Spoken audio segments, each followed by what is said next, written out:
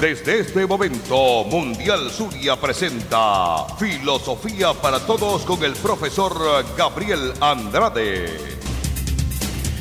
Bueno, acá estamos en Filosofía para Todos. Si quiere comunicarse con nosotros, lo puede hacer mediante la mensajería de texto al 0424-640-9242.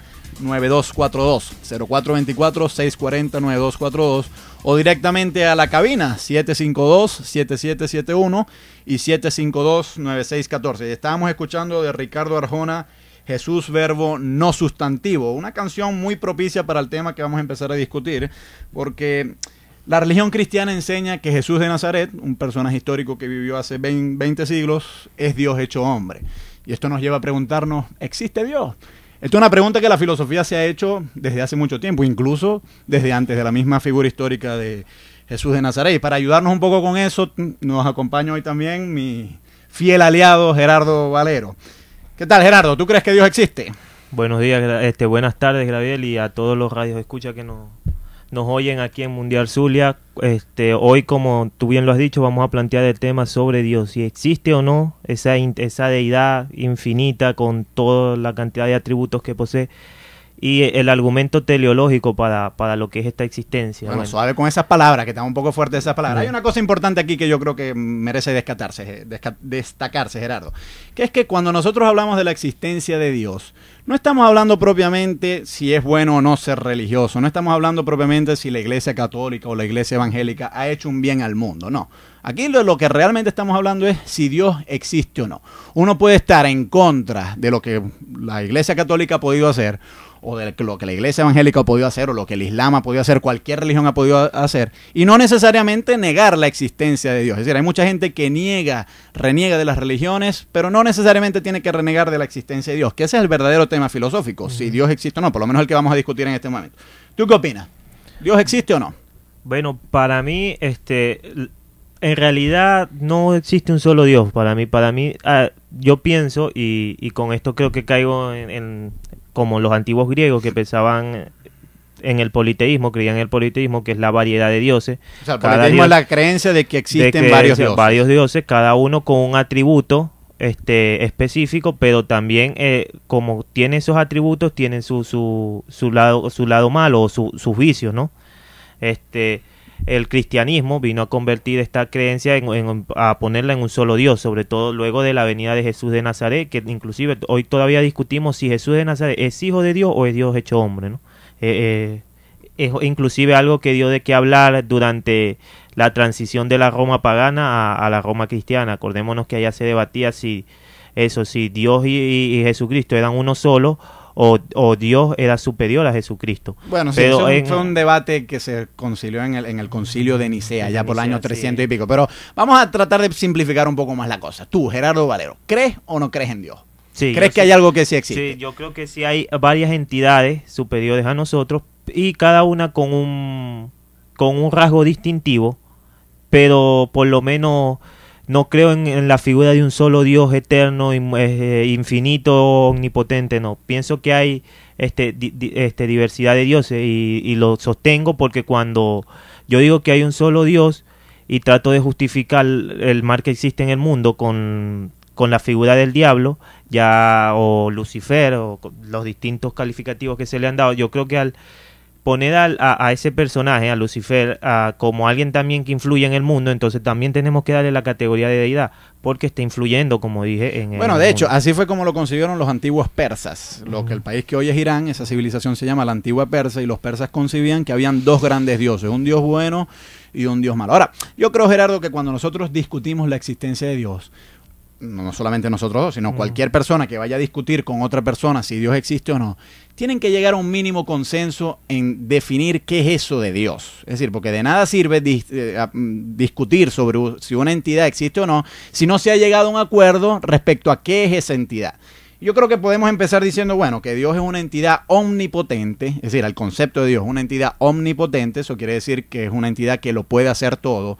Dios puede hacer llover, puede hacer tronar, puede hacer relampaguear, puede matarnos en este momento, puede hacer un montón de cosas, es decir, lo puede hacer todo, salvo quizás lo lógicamente imposible, como por ejemplo hacer que 2 más 2 sean 5. Eso Dios no lo podría hacer, aún siendo omnipotente. También se dice, bueno, si vamos a hablar de Dios, vamos a convenir que es una entidad omnisciente, que todo lo conoce. Es una entidad eterna, en el sentido de que no ha tenido ni principio ni fin. Es infinita en el sentido de que no tiene límites. Y también que creó al universo, es decir, que el universo no es que siempre ha existido, sino que Dios lo creó de la nada. Esto es algo que las religiones postulan. Y otro tema muy importante que yo creo que tiene bastante que ver con lo que tú has mencionado ahorita, es que para nosotros llamar Dios a esa entidad, quizás esa entidad tendría que ser buena. Y ahí es donde quizás tendríamos que decir que el diablo no sería propiamente, con todo lo poderoso que se le pueda considerar, no sería propiamente una deidad. Sí, porque para ser Dios, por lo menos desde donde nosotros estamos hablando, tiene que ser bueno. Tú me podrás decir, bueno, pero ha habido dioses malos, como por ejemplo Zeus en la mitología griega. Zeus hacía cosas muy malas. De acuerdo, pero lo que la filosofía occidental, que es realmente de donde surgen la mayor parte de los pensadores en torno a la religión, la filosofía occidental nos dice, bueno, para llamar a esa entidad Dios, tenemos que presumir que Dios es bueno. Ahora, tú me decías, bueno, yo creo, no estoy seguro. ¿Qué razones tienes tú para creer en esa entidad que tú llamas Dios? O sea, ¿cuáles son algunos motivos por los cuales tú crees? ¿Qué razones? ¿Cómo podrías tú persuadir a alguien de que Dios existe, si acaso existe? Bueno, como te dije anteriormente, yo no creo que Dios existe, sino que existe una diversidad de seres supremos, ¿no? Y quizás lo que yo diría es que el ser humano es limitado en su conocimiento, ¿no? Y por eso a lo mejor sí haya otras entidades, ¿no? Pero claro, alguien me diría que no es una razón de peso para creer que existen otras entidades. No, porque obviamente me tienes que traer algo como prueba a la mesa. Es decir, yo te podría decir, bueno, yo no estoy seguro si las hadas madrinas existen o no. No tengo razones de peso, pero podrían existir. ¿De acuerdo? Pero hasta que tú no traigas un elemento de peso para probarme que las hadas madrinas no existen, vamos a presumir que no existen. ¿No crees tú? Exactamente. Ahora, tú sabes, Gerardo, cuando se discute si Dios existe o no, yo creo que es muy importante tener aquí presente algo que los filósofos llaman la carga de la prueba, que es a quién le corresponde probar. Si le corresponde probar al que dice que Dios existe o si más bien le corresponde probar al que dice que Dios no existe. Yo soy de la opinión de que la carga de la prueba reposa realmente sobre el que dice que Dios existe. Es decir, si tú no puedes probar que Dios existe, pues hay que asumir que Dios no existe. Es decir, si tú realmente quieres que los demás crean en Dios y si tú vas a decir yo creo en Dios, aporta alguna razón. Sí, pero la mayoría de las pruebas, como sabemos, son mitológicas.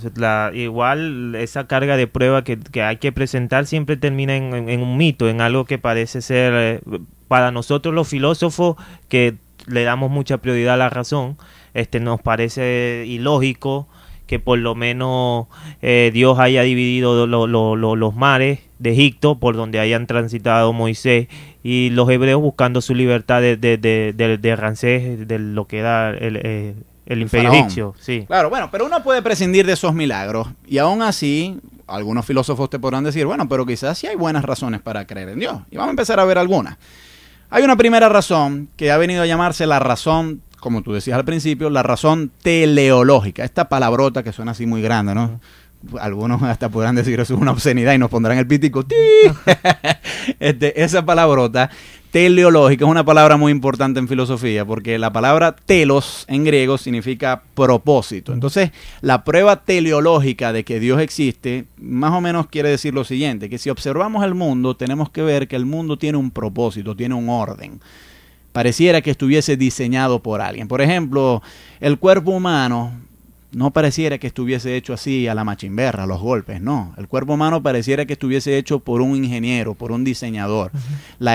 Por ejemplo, la coordinación que hay entre el sistema cardiovascular y el sistema digestivo, esa coordinación no pareciera que fuera al azar, es decir, pareciera que hubo un diseñador que realmente procuró organizar al cuerpo humano de esa manera. Lo mismo, por ejemplo, con el color de los animales. ¿Por qué, por ejemplo, el lagarto es de color verde? Bueno, el lagarto es de color verde para esconderse de posibles depredadores. Ahora, uno se podrá preguntar, bueno, pero ¿quién le dio el color verde al lagarto? Tuvo que haber sido alguien inteligente. Entonces, si nosotros observamos el mundo, vemos que el mundo es como una gran máquina que funciona bastante bien y que no pudo haber surgido al azar. Sí, eso cae en lo que es la teología natural, ¿no? Y Santo Tomás de Aquino, en su quinta vía para la demostración de la existencia de Dios, esto es lo que recoge, ¿no? Que Es como no puede haber un diseño sin un diseñador. Y ciertamente el mundo pareciera que estuviera diseñado, sí. Porque el cuerpo, por ejemplo, aquí tenemos enfrente a nuestro operador técnico, Levi Suárez. Levi, el cuerpo que él tiene está muy bien ajustado a las funciones que él realiza, igual que tú y que yo. Es decir, que no hay desperfectos, no hay errores de funcionamiento en nuestro cuerpo. No solamente en nuestro cuerpo, sino en toda la naturaleza. Es decir, la manera en que están coordinados los elementos del universo. ¿Por qué, por ejemplo, el planeta Tierra orbita en torno al Sol con tanta precisión? ¿Por qué no choca con otros planetas? Pareciera que hubo un diseñador de la Tierra que hizo, bueno, yo cuando haga el universo lo voy a hacer de manera tal que no choque contra otros planetas. Entonces, claro, si uno observa la precisión del universo, uno tiene que decir, alguien tuvo que hacer esto, porque no es posible que por puro azar hubiese surgido una cosa tan bien hecha. Y entonces, claro, ese alguien tiene que ser Dios, y mucha gente dice, Dios existe por eso. ¿Tú qué opinas? ¿Te parece ese un buen argumento? No, absolutamente que no, porque podríamos decir en ese mismo argumento, siguiendo el mismo, ¿quién creó a Dios entonces? ¿Verdad? Pues si Dios creó el universo, ¿quién crearía a Dios? Y yo creo que alguien que estaría de acuerdo conmigo, creo que es uno de tus filósofos favoritos, es David Hume, ¿no? Sí, claro, filósofo del siglo XVIII, fundamental.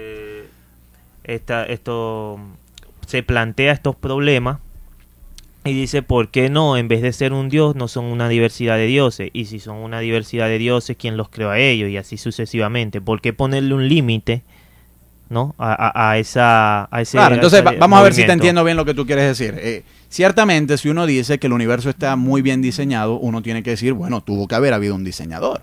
Ahora, corrígeme si no es así lo que tú estás diciendo, pero la objeción que tú dices, bueno, por un momento, si el universo tuvo un diseñador, ese diseñador, que lo podemos llamar tentativamente Dios, a su vez tuvo que haber tenido otro diseñador.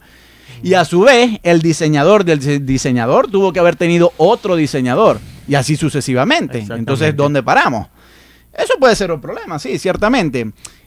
Tú planteas otro problema que también me parece bastante interesante, que era el problema que planteaba David Hume, un filósofo del siglo XVIII. Y es que, bueno, pero si decimos que el hecho de que haya orden implica que tenga que haber un diseñador, eso no pareciera ser necesariamente así, porque a lo mejor ese orden puede venir de más de un dios.